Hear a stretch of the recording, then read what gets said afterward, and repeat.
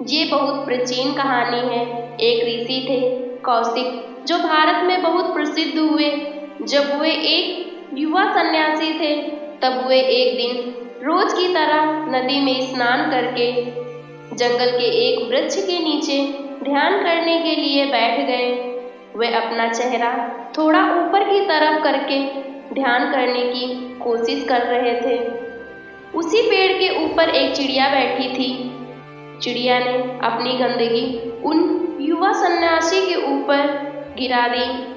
यह देख उन युवा सन्यासी को बहुत क्रोध आया, क्योंकि वह अभी अभी नदी से नहाकर आए थे और ध्यान में डूबने की कोशिश कर रहे थे।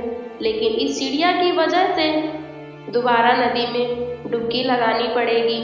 सन्यासी की आंखें क्रोध से लाल हो गईं। उन्होंने उस चिड़िया की तरफ बड़े गुस्से से देखा। उन्होंने उस चिड़िया को ऐसे घूरा कि वह चिड़िया पल भर में ही जलकर राख हो गई।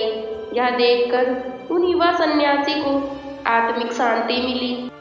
उन्हें खुशी हुई कि चलो, मेरी तपस्या की कुछ शक्तियाँ तो मेरे काम आई।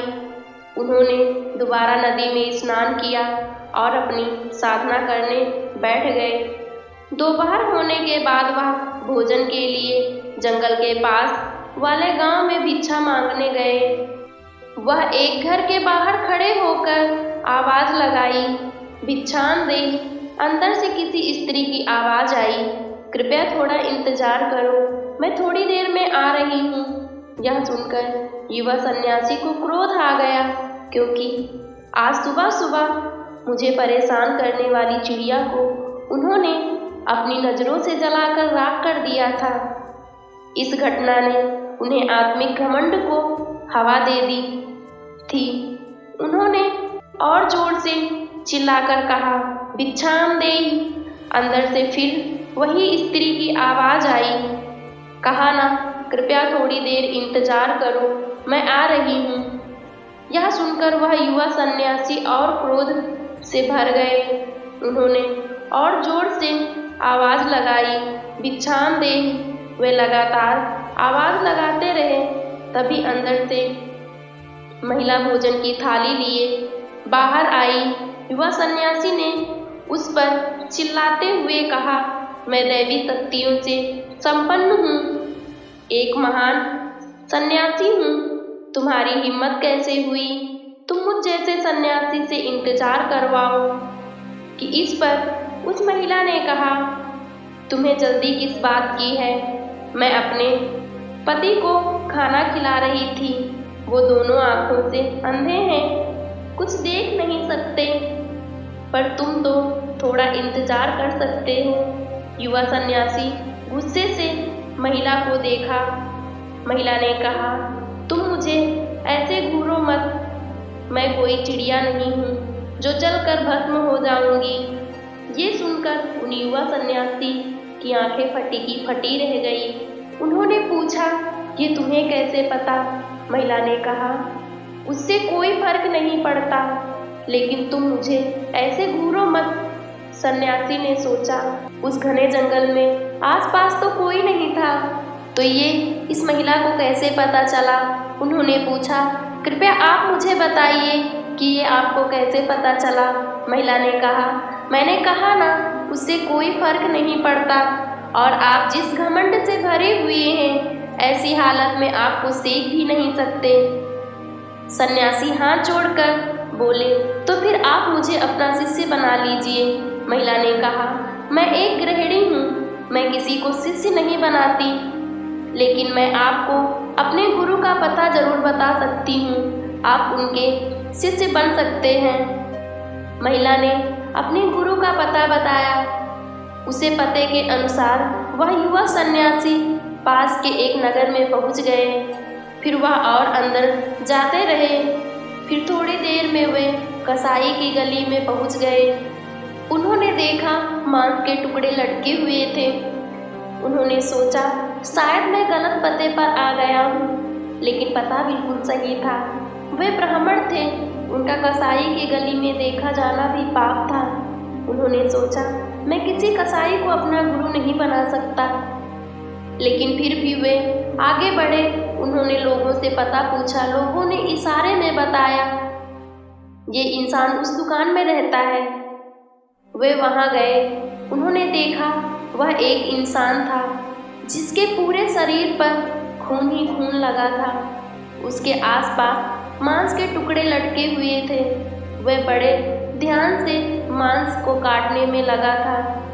वो वहां खड़े खड़े सोचने लगे, मैं ब्राह्मण हूँ, एक कसाई भला मुझे क्या सिखाएगा, और चाहे कुछ भी हो जाए मैं एक कसाई का शिष्य नहीं बन सकता।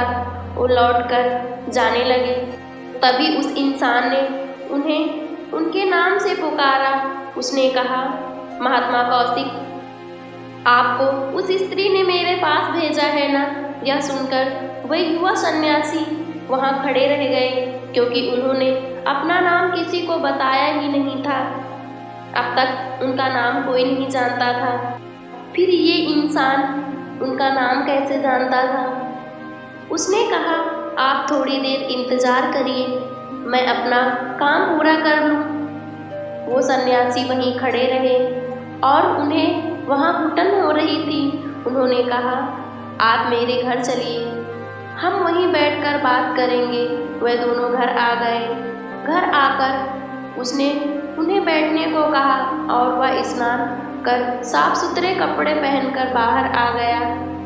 बाहर आकर उसने कहा, आप थोड़ी देर और इंतजार करें, तब तक मैं अपने बूढ़े माता पिता की सेवा करके आता हूँ। वह गया, अपने बूढ़े माता पिता को खाना खिलाया और वहाँ आकर उन युवा सन्यासी के पास बैठ गया। उसने पूछा, बताइए कि आपका क्या प्रश्न है? सुबह वह महिला उस चिड़िया के बारे में जान गई थी। यह आप मेरे आने से पहले मेरे बारे में सब कुछ जान गए। आप ये सब कैसे जान जाते हैं और ये सब कैसे जाना जाता है? मैं बस उसका तरीका जानना चाहता हूँ। उस इंसान ने कहा, बड़ा आसान है, बस किसी काम को पूरी भागीदारी और ध्यान के साथ कीजिए, चाहे वह कोई भी काम हो। वह महिला अपने अंधे पति का ध्यान रखती है और अपने काम को पूरी लगन और भागीदारी से करती है। वह उसमें कोई कमी नहीं छोड़ती। मैं अपने माता पिता की सेवा करता हूँ, मैं उसे पूरे ध्यान से करता हूँ, उसमें कोई कसर नहीं छोड़ता हूँ। मैं कसाई बनना चुना ताकि मैं जानवरों को कम से कम कष्ट देकर उन्हें मार सकूं। अगर यह काम मैं नहीं करता तो कोई और करता, और पता नहीं वो जानवरों को मारने से पहले कितना कष्ट देता। मुझे लगता है कि मैं इस काम को करने के लिए सबसे अच्छा हूँ, अच्छे तरीके से कर सकता हूँ। इसलिए कुछ भी करो पूरी करुणा और भागीदारी से करो, ध्यान के साथ करो। जब हम किसी काम को ऐसे करते हैं तो हमारे खुद के विचार शांत हो जाते हैं, और जब हमारे खुद के विचार शांत हो जाते हैं तब हमारे आसपास जो भी लोग होते हैं उनके मन में चलने वाले विचार भी हम पढ़ सकते हैं और उसके बारे में जान सकते हैं। जैसे कि उस महिला ने तुम्हारे विचारों को पढ़ लिया, वैसे ही हम किसी के भी विचारों को पढ़ सकते हैं, किसी की भावनाओं को जान सकते हैं। यह कहानी आपको कैसी लगी कमेंट में लिखकर बताएं और अपने दोस्तों के साथ इस वीडियो को शेयर करें। हमारे चैनल को सब्सक्राइब करके बेल आइकन को प्रेस करें।